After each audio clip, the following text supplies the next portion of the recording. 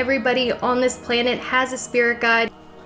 I'm on this planet. And everyone has the ability to make contact with their spirit guides. Even me? You don't have to be a channeler, you don't have to be a medium, you can just be an everyday normal person. I'm an everyday person. Normal might be a bit of a stretch. Go nuts on my nuts. Now the first thing you need to do to make contact with your spirit guide. Whoa, whoa, whoa. Easy, Tiger. This is my channel. And I haven't even said hello yet. Hello, everyone. Welcome to another episode of Playing the Blinder with me, the Creaky Blinder. Now, if there's one thing I've learned in my time on YouTube, there is nothing more useless than an impractical witch. Which is why today we will be taking a look at Stargirl, the practical witch. Because apparently she can help us find our spirit guides. And it's easy. Now, you can call me skeptical, and maybe I am. You're skeptical. But we'll do a little experiment in today's video. If I can contact my spirit guide before the end of this video, I believe her, and all you will have to as well. If I cannot, however, then she's full of shit. You need to open up your crown chakra. Your crown chakra is located at the very top of your head and it radiates a bright purple light. Damn, that's not a very good start. I don't think I have one. It's important to open up your crown chakra because your crown chakra is what connects you to spirit and the divine. Well, maybe I do have one then. We're off to a flying start. Now, it's actually really easy to open up your crown chakra. You don't have to do a crazy ritual or anything like that. All you have to do to open up your crown chakra is right before you fall asleep while you're laying in bed, play 963 Hertz on a speaker while you are falling asleep and listen to it while you sleep that night. Oh, I'm prepared ahead of time in this video. That music you can hear faintly in the background, 963 Hertz. All you have to do is type in on YouTube 963 Hertz frequency and you can listen to a bunch of those frequencies online for free. These frequencies actually open up and clear your crown chakra so you can receive messages from the divine. Well, we're 2.5 minutes in. I've got my purple glow. I've got my 963 Hertz music playing in the background, but no contact yet. There must be more crucial steps to this process. Now, if you want to go above and beyond, another thing you can do is right before you fall asleep while you're laying in bed, close your eyes and envision a bright purple light swirling out of your crown chakra. Oh my word, I had no idea it was going to be this complicated. Purple light. Now, once you do that, the second thing you need to do is you need to give your spirit guides verbal permission to be in your life. And the reason for that is because your spirit guides never want to spook you and they never want to go against your free will. So if you want them to manifest themselves to you in your life, you have to pray to them and say, Oh my god, this is so much effort, but fine. Spirit guides, I invite you to manifest yourself to me. Spirit guides, I invite you to manifest yourselves to me. I want to have a relationship with you. I want to have a relationship with you. I'm ready to receive your guidance. I allow you to become a part of my life. I'm ready to receive your guidance. I allow you to become part of my life. Ha! Still nothing. Once you say this prayer out loud, you are giving them verbal permission, and as soon as they get that permission and you open up your crown chakra, they will start to manifest in various different ways in your life. But I've done everything you've said so far. Got me purple glow. Got my 900 and whatever it was Hertz music. Purple light. I've done the prayer. What else? Now, one thing you have to make sure of is that you are a vibrational match to be able to perceive your spirit guides. There's always one more thing with these people, isn't there? Right, hang on a sec.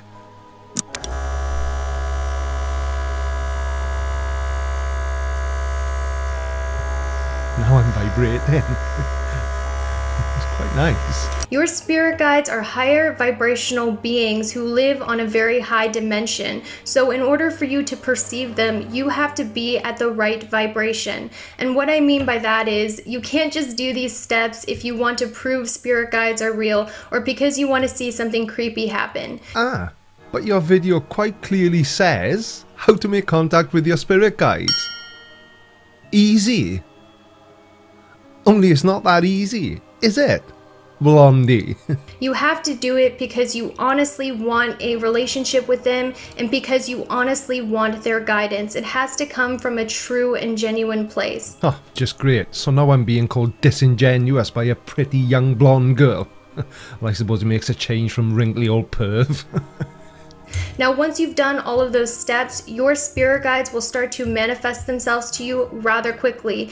Well, I've done all the steps, and rather quickly is what I was hoping for, preferably before the end of this video, because we're already more than halfway through, so I guess I'll just wait then. 3 hours later.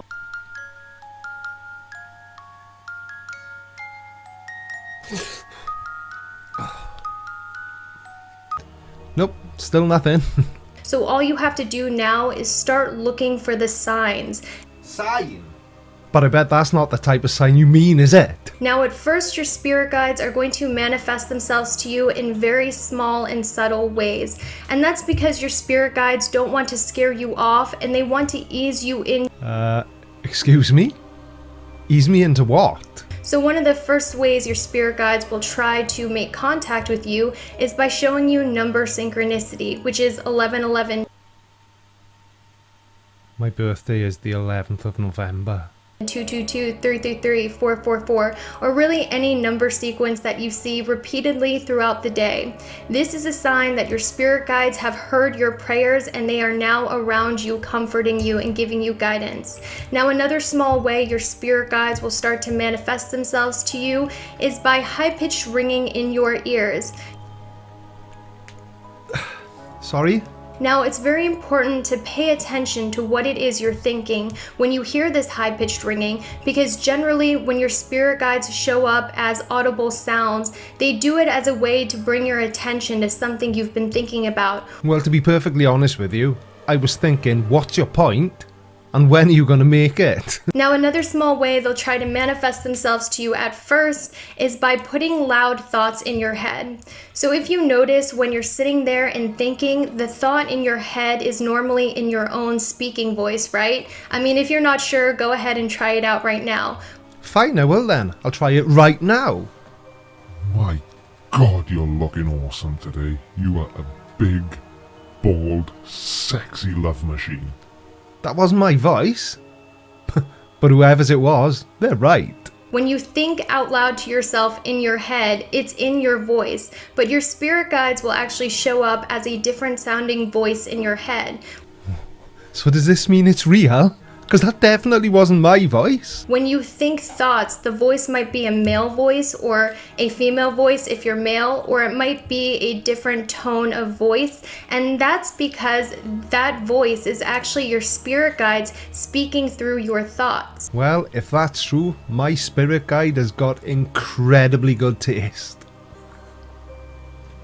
Now, another way your spirit guides will try to first manifest themselves to you is by animals and insects acting strangely around you. Animals do have a tendency to act strangely around me. In particular, guinea pigs and bearded dragons. Rest in peace, Dave. And this is actually very common if you have a deceased loved one as a spirit guide. Wait, so it's my nan's fault that Dave died, not mine? I feel so much better. For instance, one time I prayed to my spirit guides and asked them to manifest themselves to me, and when I was sitting on my porch, a moth just started landing on my hand, and I tried to swat it off. I ran to the other side of the yard, and this moth kept following me and landing on my head. And then I remembered that before my grandma passed away, she told me if she could come back as anything in her next life, she would come back as a moth. Who the hell would want to come back as a moth? Moths only live on average between a week and a couple of months. Poor choice. Now, if you have an archangel as a spirit guide, another way they'll start to manifest themselves to you at first is by showing you images of themselves or showing you their name repeatedly throughout the day. For example, when I found out Archangel Michael was my spirit guide, I kept hearing the name Archangel Michael, and I kept seeing the image of Archangel Michael. Well, do. What a coincidence. And after all, Archangel Michael is such a common name. Well, it is in Wales anyway. And that was his way of introducing himself in a very small and subtle way. So after you invite your spirit guides to show themselves to you, be sure to look around for any specific names of angels that you see, or look around for images of angels, because you'll start to notice you see them quite frequently throughout the day. And whichever one you see the most is likely who your spirit guide is. So a bit like a lucky dip then, you just look around. You just look around and pick your favorite.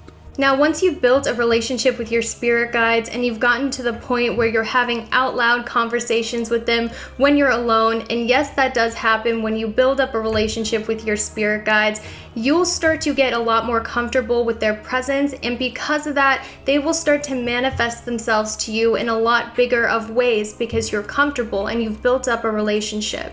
Okay, let me just stop you there because I've got some questions. So, will I have to feed them? Do they actually move in with me?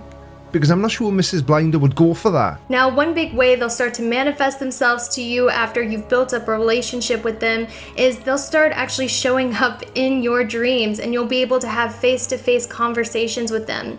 Now, if you want this to happen, I highly suggest first introducing yourself to your guides and getting used to their presence, and then once you've built a relationship with them, then you can pray to them and say, "Spirit guides, I really want to meet you. I want to talk to you. Please manifest yourself to me in my dreams." Yeah, it'll be absolutely awesome. You could take me out for a couple of beers, maybe buy me a curry or a kebab on the way home. It'll be great fun. Now, another big way your spirit guides will manifest themselves to you is through actual apparitions. A lot of the time, spirit guides will actually show up around you as bright white light orbs or smogs of bright light with glitter in it. I was getting uncharacteristically energetic and happy, and then I looked to the corner of my room because I felt called to look there, and I actually saw a bright white light orb floating around in my corner, and I looked everywhere in my room to see if I could find a reflective surface, and I could not find the source of this bright white orb light. Now, I get called a lot of things. I do, really. But far be it from me to remain unhelpful. So, say it with me, everybody. Imagination. So there we have it.